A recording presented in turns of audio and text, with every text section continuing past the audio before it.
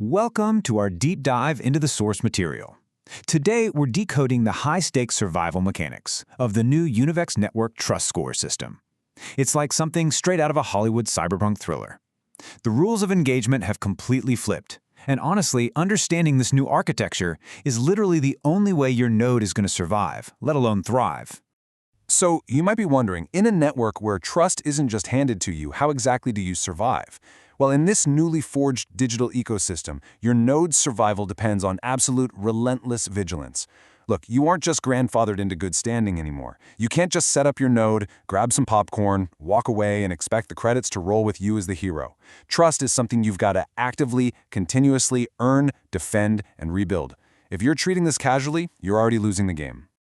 All right, let's jump straight into Section 1, the Univex Mission Briefing, decoding the new score system. Right at the center of this new universe is what's called the Trust Metric Matrix. Think of this matrix as a living, breathing cyber arena where trust is the ultimate currency. Your entire standing, whether your node lives or dies, and your potential rewards, they're all evaluated strictly through a rigid four-factor analysis. It's an intricate balancing act, guys. It isn't just one magic number that decides your fate. It's a composite of four distinct pillars.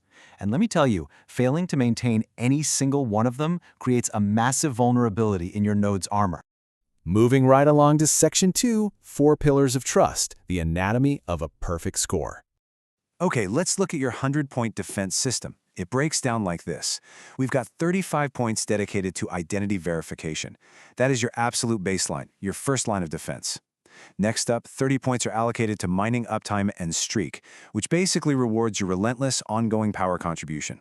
Then, you've got 20 points reserved for verification quests, demanding active, on-the-ground engagement. And finally, 15 points are tied to your network-invited nodes, representing the community and expansion you bring to the grid.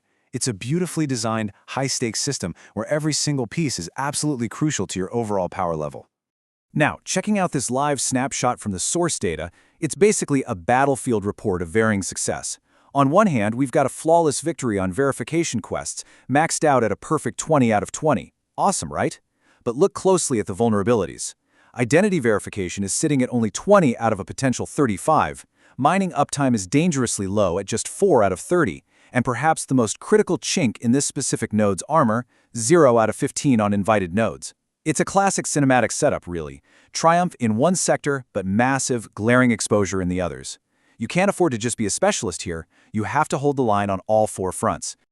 This brings us to Section 3, the threat of inaction, the cost of a missed target. And here is the plot twist, the catastrophic hit, a massive penalty